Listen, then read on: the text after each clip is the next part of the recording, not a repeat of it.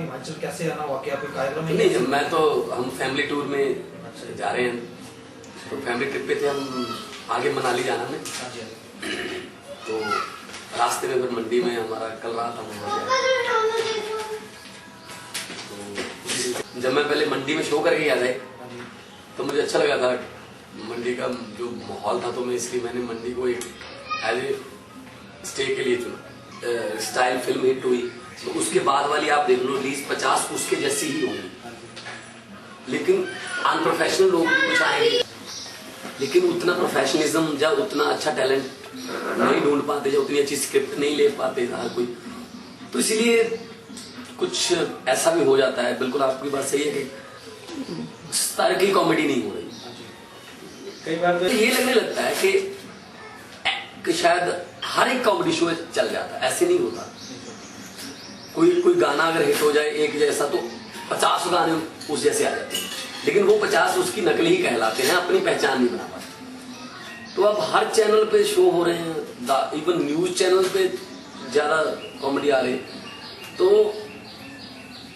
हाँ, 1-2 साल के बाद क्या होगा, जब आप लोगों ने अब सवाल करने शुरू कर दिए, इट मीन्स ये जनता की आवाज है।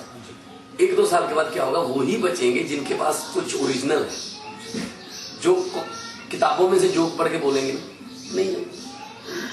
प्लेयर है उसका 2020 या वनडे में नहीं पता चलता टेस्ट मैच में।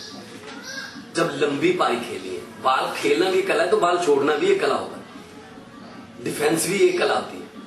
तो इसलिए लंबी पारी के बाद पता चलेगा कौन बचता है। ये तो तुक्के वाले, छक्के वाले, चौके वाले, जिसमें दम होगा वही चलेगा। क्योंकि टेस्ट मैच में साथ साथ में समय भी बिताना,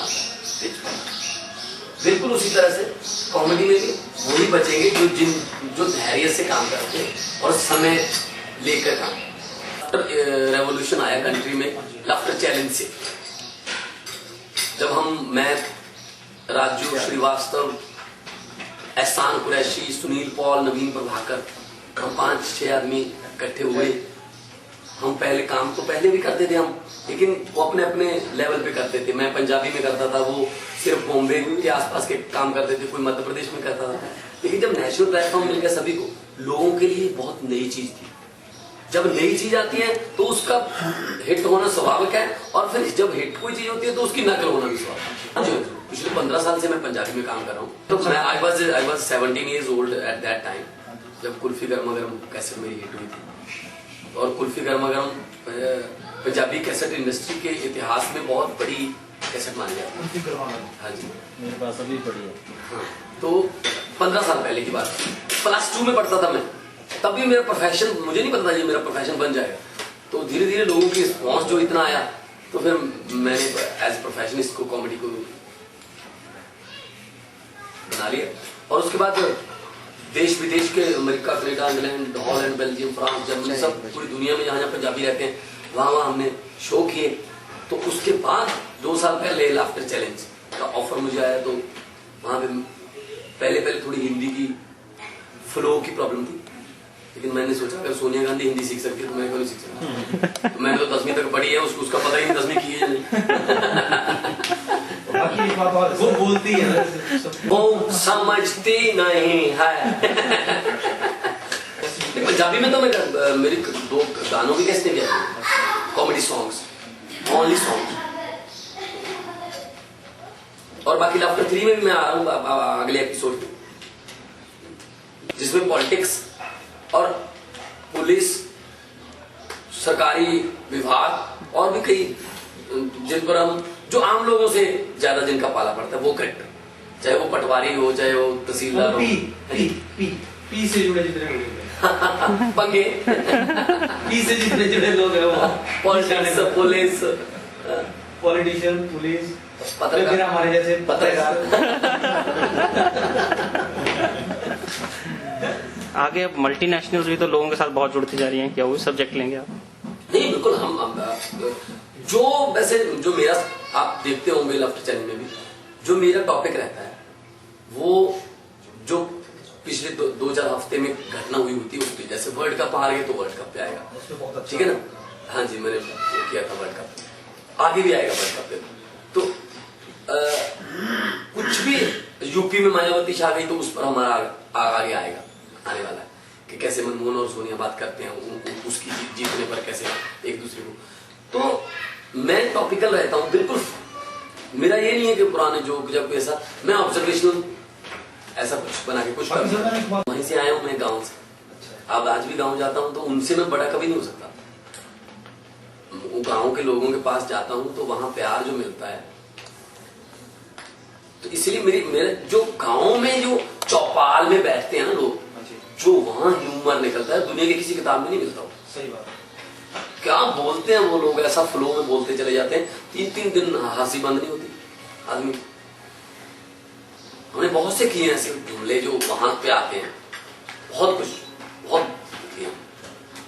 गांव की चौपाल से जुमले जो है वो इंटरनेशनल और राष्ट्रीय स्तर पर भी। हाँ, और नेशनल स्तर पर जब मैं सुनाता हूँ ऐसी बातें तो उनका ऐसे रह जाता है दंग, वो क्या कहाँ से लाते हो ऐसी बात। मैंने कहा ये मैंने नहीं लिखी भाई साहब, ये हमारे गाँव के जो लोग हैं उनके बोलने का तरीका क्या क्या बोलते हैं। वो कहता ना, एक आदमी जा रहा था चौपाल के आगे से गुजर रहा था, उसके पास 60-70 एकड़ जमीन है हमारे गाँव, तो उसकी तारीफें हो रही है कि यार महेंद्र सिंह की मूंछों पर नींबू टिकता है, मतलब मूंछें उसकी हैवी है, नींबू टिकता है। तो दूसरा कह रहा है, कहता है ये जो गरीब है बेचारा, कहते यार ये जमीन टिकाती है, ये पैसा टिकाता है नींबू, ऐसा करो इसके 70 में से 35 की रजिस्ट्री मेरे नाम करवाओ, मेरी मूंछों पे जाए खरबूजे रखते हैं। अब कहाँ से निकाल, कौन सी किताब से मिलेगा ये आपको, चाहे खरबूजे टिकाते रहना कल।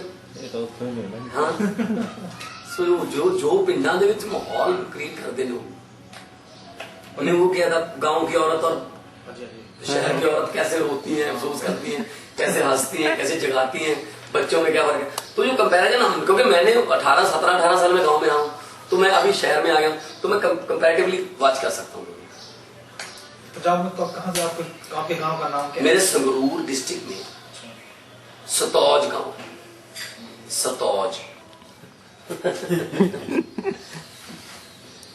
तो कॉमेडी में आपका आदर्श किसे मानते हैं आप? देखिए कॉमेडी में आइडिकल में तो शेखर सुमन, व्यंग में तो शेखर जी ने जो नेशनल लेवल पे स्टैंड अप कॉमेडी को एक मूवर्स एंड शेकर्स के जरिए कॉमेडी को पहचान जो दी, और इतना बेबाक और इतना मतलब तीखा व्यंग उन्होंने किया पॉलिटिक्स पे। और अगर आप ओवरऑल देखें तो उमर शरीफ पाकिस्तान से बहुत अच्छी उनकी टाइमिंग है, उनकी बारीक पंच होते, पिक्चर में कुछ थोड़ा सा रोल है, बाकी बाद में चलता रहता है। एयरपोर्ट पर जब पकड़े गए कटारा, मैंने खबर सुनकर अपने माथे पर हाथ मारा, हे भगवान मेरे देश में ये क्या दौर है, नेताओं की इंडिया वाली पत्नी और है, कनाडा वाली और है। अगर यकीन नहीं आता तो बाबू भाई कटारा को देख लो, यहाँ पे मिसेस शारदा, कनाडा के लिए परमजीत कौर है। जाते होंगे तो इनके पीए खड़े होकर जोर से आवाज लगाते होंगे, चलो लंदन, टोरंटो, वैंकूवर, सरी, पति पत्नी के साथ एक बच्चा अंग्रेजों की ही अगर गुलामी करनी थी तो भगत सिंह जैसे शहीदों को मरवाने की जरूरत क्या थी।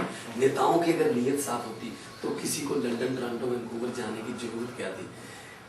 जब भ्रष्ट नेता मरते हैं, मुझे समझ नहीं आता उस दिन हमारे देश के झंडे को नीचे क्यों करते हैं।